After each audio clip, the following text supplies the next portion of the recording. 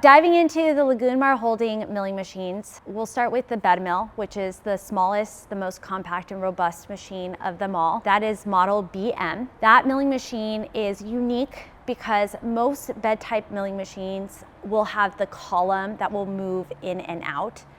And in this case, the column's actually attached to the table.